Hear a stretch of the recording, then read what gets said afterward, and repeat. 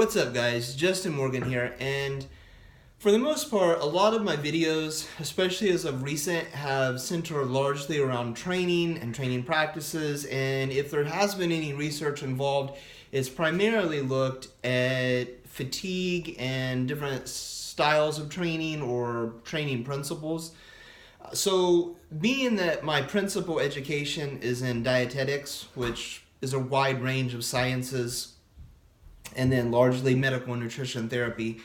But being that nutrition is the largest component of my undergraduate education, I want to try to integrate more of that into some of my videos. I think a lot of my interest principally is in training, so that kind of comes out in the videos.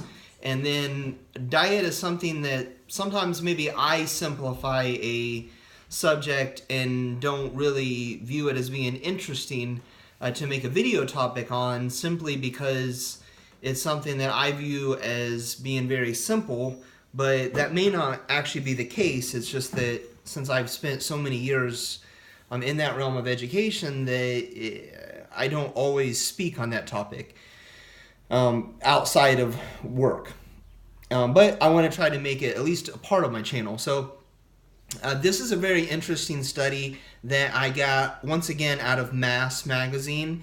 I actually will post links to the study, not the article from the magazine, but the original study in the description box below for you to check out. And the interesting thing about the study, it is available. Like, you can read the study and look at the details. It's not just like an abstract or something like that, like a lot of videos or a lot of studies end up, you don't actually get to read the details, so you really don't know if what they were saying is true. This is not the case with this study. There is a link available where you can pull it up on the internet and look over the details yourself. But what I found very interesting about the study is that it looked at diet breaks. So in the study itself, they had a continuous group and an intermittent group that would diet for, each of them did 16 weeks of dieting. So they looked at the one group that did continuous, one lump 16-week time period, and then the other group would do 2 weeks on and 2 weeks off. So I think it took 32 weeks for them to complete 16 weeks of dieting. And at the end of the study, they looked at who lost more fat over the course of only counting the 16 weeks. So the group that lost the most weight was the intermittent group. They lost almost twice as much fat on average. There were, of course, outliers that didn't fit, in with everyone else on both sides. But on average, the group that was the intermittent group, they actually lost almost twice as much fat as the continuous group. So the implication in this is that it is good to take breaks from dieting, but some caveats are that, one, the population that they were looking at, all of the subjects were obese. So they were somewhere, I think the BMIs were somewhere between like 30 and 45, I believe, if I'm remembering correctly. The bad thing about doing videos with my phone is that a lot of my notes and the details from the study are on my phone, but it's also what I take my videos with. So I have to actually just remember what the details were. But I pretty much know all of these, so or within somewhat reason, so you guys can check the details yourself. But the implication of the study is that there is some benefit to taking breaks, given that you're only going up to maintenance calories. So like, somebody asked me the other day how I had gained so much weight in such a small period of time through lifting, and I think that they might have been referring to muscular growth. I'm not sure, but I did point out that I've been roughly the same weight, between 105 kilos and 112, I think, at my heaviest kilos. So somewhere between like 231 pounds and 240, upper 240s over the past since 2015. So this last 3 years.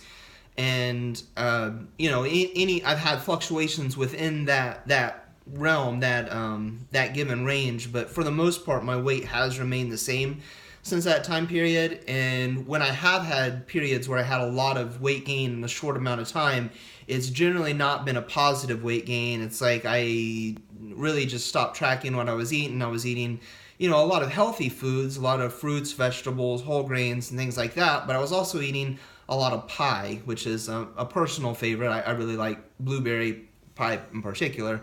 But, you know, when you start eating a lot of these really high-calorie foods, I tend to put on weight very quickly. So I did decide I was going to have a period where I went ahead and purposely gained weight. My goal was to gain maybe 1 to 2 pounds over a month, but after a month of not tracking and not weighing myself, I stepped on the scale and I was already up 10 pounds. So that's just way too much in too short a period of time. So you know, when we're looking at weight gain, and especially in this study, the subjects that were in the study that did the 2-week breaks, they only went up to maintenance calories.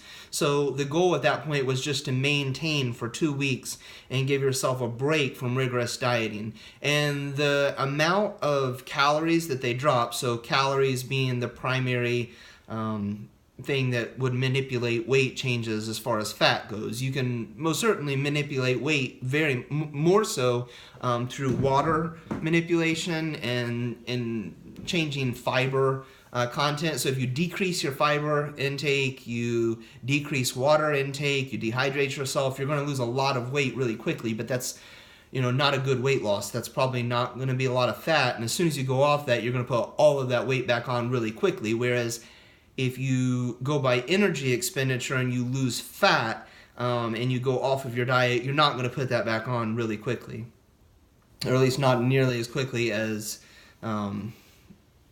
if you were just manipulating water and fiber and things like that.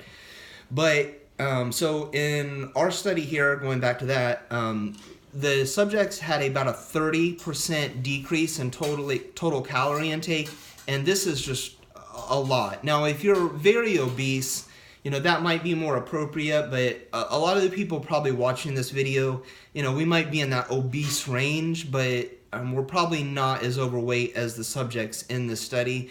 So, and a lot of us are probably athletic, so muscle mass is contributing to part of that total weight and why we might be in the obese category. So that's also kind of something to keep in mind. I don't generally recommend for athletes, especially, that they go into a 30% calorie deficit. Usually it's better to look at like a 10% deficit. So if you're tracking what you're eating and you know that you're basically eating around, say, 3,500 calories, which for, say, a 105 kilo or 231 pound man that is training, you know, 4 to 6 times per week, that's probably a rough average of what you're more than likely eating if you're supporting that amount of muscle mass and you're not overly fat. So if we're going to say, well, we need to, you know, lose some weight, we need to take off a couple pounds to, say we've gotten a little over our weight class and we want to bring that back down into a good range, we'll take 3,500 and we'll say we're going to do a 350 calorie deficit, or I would say 300 to 400 calorie deficit. So instead of eating 3,500 calories, we're probably going to eat somewhere between 3,100 and 3,200 calories. And then, so the implications from this study, though, is that maybe it would be kind of advisable to do a 2-week period of time where you are at a 10% reduction in total calorie intake in order to promote weight loss. And then you do another 2-week period of time where the goal is to just go back up to 3,500 and maintain your weight without gaining any further weight. So one other interesting follow-up thing that was involved in this study that I liked was that they tracked these subjects for 6 months after the study as well. And this kind of goes back to what I was saying towards the beginning or middle part of the video there, where if you can manipulate water, and you'll see a lot of wide fluctuations in weight in a short period of time, but usually fat loss will, you know, not have such a dramatic change so quickly. Well, 6 months after the study, both groups began a trend line where they started regaining their weight, and they both followed the same average weight gain after the study was done. But the group that had been an intermittent group that had lost twice as much fat over the course of the study, they actually stayed at that lower marker, and they both went up together. But over the course of the weight gain following the 6 months after the study, the intermittent group remained, you know, at a lower total fat loss than, or lower total weight loss, which was primarily from fat. There was some muscle. They were able to look at lean mass or lean mass tissue from both the continuous and the intermittent group, and there was some muscle mass, but that was lost over the course of the weight loss. But that's normal. There is no way to have such a quick dramatic weight loss without actually having some of that be muscular tissue. So the goal is to minimize the amount of muscular tissue, which you can do through lifting weights, which is the stimulus for muscle growth, and then to some degree increasing protein intake, or at least maintaining a certain amount of protein intake can benefit that. I think in most of studies that's been overstated, but we can definitely say that, say, eating 0.83 grams per pound or 1.8 grams per kilogram of lean mass tissue would be the maximum amount that most people have repeatedly been shown to benefit from. There are some studies, particularly from Eric Helms, indicating that that number may be much higher, but the majority of research has kind of shown the maximum amount to be there, to be at that. So he does a lot of research in a wide range of different athletes.